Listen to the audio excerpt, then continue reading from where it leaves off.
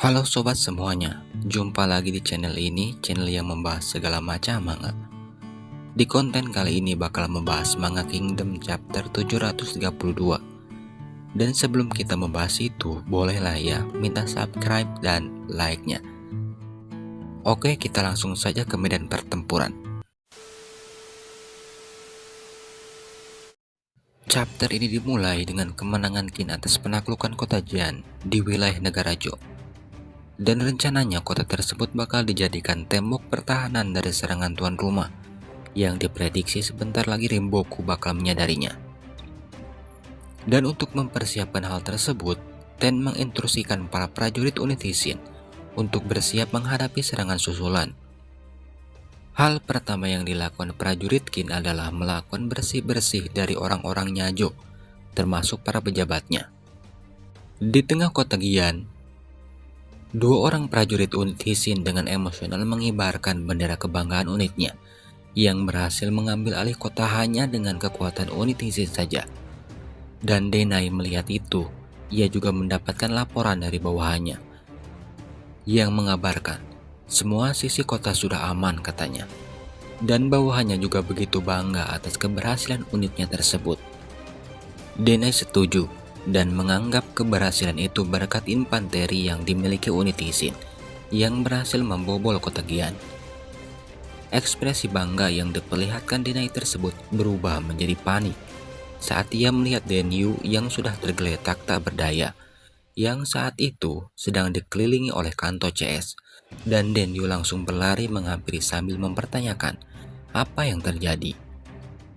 Di situ Kanto menjelaskan sambil menangis tentang aksi heroik Denyu yang berhasil memberikan rasa aman bagi pasukan infanteri, sehingga bisa membuka gerbang. Kanto juga menyalahkan dirinya sendiri yang tak begitu kuat, sehingga membiarkan Denyu bertarung sendiri, dan Kanto merasa menjadi beban bagi Denyu saat itu. Di tempat lain pun hampir sama. Bihei meminta Shin untuk ke lokasinya. Bihei melaporkan kepada Shin bahwa Ryusen tidak mau membuka matanya. Bahkan disebutkan kalau badannya juga dingin. Masih ada satu lagi yang mengalami hal yang sama, yaitu Chutetsu. Dena yang mendengar ketiga veteran unit Hishin tumbang, tak percaya. Ia mencoba membangunkan mereka, tapi hasilnya nihil. Tak lama dari itu, giliran Karyoten yang mendapatkan laporan tentang itu. Ten yang saat itu sedang bersama Moten kaget. Di balik dinding, tepatnya tempat di mana Kyokai berada, ia dan Rai mendengarkan rekannya yang terus-menerus meneriaki nama Denyu. Dan Kyokai pasti sudah menebak apa yang terjadi terhadap rekan-rekannya tersebut. Dan prajurit unit Hishin yang pesimis terhadap ketiga komandannya yang tumbang tersebut tak bisa membayangkan kekuatan unit Hishin setelah kehilangan mereka. Sedangkan Shin, ia melihat Denyu yang sudah terkapar sambil menyalahkan dirinya sendiri. Mendengar kaptennya terus-menerus menyalahkan dirinya, ketua infanteri menenangkannya kalau itu bukan salah kaptennya. Ten pun datang. Ia memanggil-manggil nama komandannya yang tumbang dengan ekspresi tak percaya. Yang tak lama dari itu, mereka dikagetkan dengan sebuah langkah kaki yang dibenci oleh Shin. Dan pemilik langkah kaki itu adalah klan Saki. Gerombolan mereka datang menemui Shin, yang langsung membuat Ten dan Sugen kaget. Berbeda dengan keduanya, Shin sendiri langsung ancang-ancang siap tempur. Ia langsung mengatakan kalau saat ini ia tidak mood bertikai dengan klan Saki. Tapi ternyata klan Saki malah menanyakan keadaan komandan unit Hishin yang tumbang. Sampai akhirnya Kanto mengatakan keadaan mereka, yang katanya napas mereka lemah. Setelah mendengar kondisi komandan unit Hishin, klan Saki meminta mereka, yang langsung membuat semua prajurit unit Hishin bereaksi marah, tak terkecuali kapten mereka. Bahkan Shin mengancam mereka. Dan ternyata klan Saki hanya ingin menolong komandan unit Hishin tersebut. Dan itu mereka lakukan hanya untuk membalas budi unit Hishin yang telah berhasil mengambil alih kota Gian. Dan ternyata niat baik klan Saki tersebut malah membuat Shin dan pasukannya marah. Ya, karena mereka tak percaya kepada prajurit yang kerjaannya bermain-main dengan tubuh manusia bisa menyelamatkan rekannya. Dan yang waras dari unit Hishin hanya Ten seorang. Ia bertanya dengan serius kepada klan Saki. Bisa tidaknya menyelamatkan komandannya. Klan Saki tidak bisa menjanjikan ketiganya selamat, tapi ia berjanji bakal berjuang untuk itu. Klan Saki juga meyakinkan unit Hishin tentang kemampuan mereka yang tahu soal seluk-beluk organ tubuh manusia.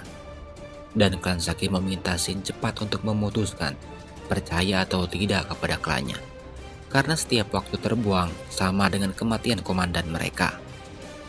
Yang akhirnya Shin memutuskan untuk mempercayai mereka, dan Shin mengancam klan Saki kalau tak bisa menyelamatkan ketiga komandannya, klan Saki bakal menjadi pelampiasannya. Dengan gerak cepat, klan Saki meminta unit Hishin membawa ketiga komandannya yang tumbang ke kamar khusus klan Saki dan meminta prajurit unit Hishin untuk mempersiapkan kebutuhannya. Yang akhirnya Denyu, Chutetsu, dan Ryusen dioperasi oleh mereka. Dan di luar ruangan operasi itu ada Kanto dan temannya yang tak henti-hentinya berdoa. Di lain sisi, ada unit Gakuka yang sekarang sedang berjaga di atas dinding kota Gian. Mereka membicarakan strategi untuk menghadapi Riboku.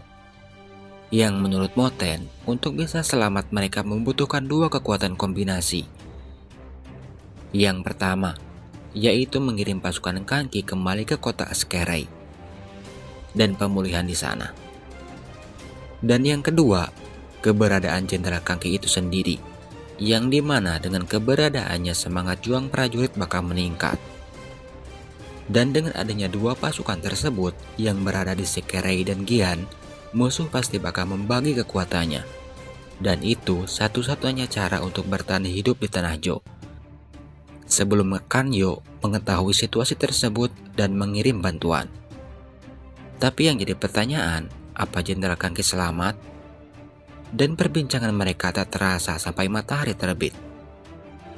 Di lain tempat, Shin menemui klan Saki. Ia mengumpati klan tersebut, tapi setelahnya Shin berterima kasih karena sudah menyelamatkan ketiga rekannya. Naki yang juga berada di sana mendengar temannya selamat kaget. Sedangkan ketua klan Saki meminta Shin untuk berterima kasih kepada kelakuan mereka yang sudah bermain-main dengan organ tubuh manusia, yang sering menjadi umpatan Shin. Mendengar itu, Naki menyadari kalau kemampuan klan Saki berasal dari kelakuan sadis mereka. Naki juga mempertanyakan itu, tapi tak dijawab. Ia malah memuji Kanki yang tindakannya tak pernah sia-sia. Dan di akhir chapter, terungkap yang merubah klan Saki menjadi prajurit tersadis di pasukan Jenderal Kanki adalah Kanki sendiri.